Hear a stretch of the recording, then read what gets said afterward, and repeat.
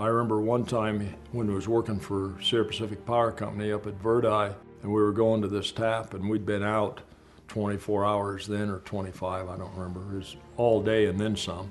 I was working at 65 feet in the air with no belt. When they started Valmy, I was supporting the line crews and the test department, and I was out there 6 months straight.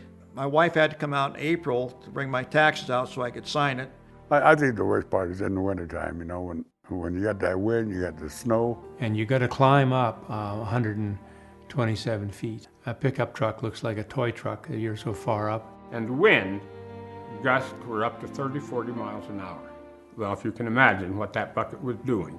My first 9 years, I was on the road 7 years supporting everybody. I'd go from one substation to another substation to another substation. The only hook was that the snow was waist deep and we didn't have snowshoes. And this is 3 o'clock in the morning. NV Energy was a company that you could rely on for a lot of years. Well, at that time, NV Energy was such a good company and they treated us right. They promised us that we'd have our medical and we had a retirement plan. That's the reason I went to work there in the first place. But lately, they are going after our health benefits. The company is not living up to their commitments and their agreement. They're just following in corporate America's footsteps is what they're doing. Well, I had a renal carcinoma, which is kidney cancer, and I lost my left kidney. 5 weeks of chemo every Wednesday. I went from 240 pounds to 160 pounds in 30 days. You can't move, your pain's so bad. At one point where I had to call medics to just get me out of the chair so I could go to the bathroom, you know.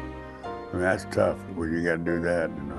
I'm living on half the income I had before, and all my medical is drastically increasing. $30,000, $40,000 for an operation, $30,000, $40,000 for a hospital.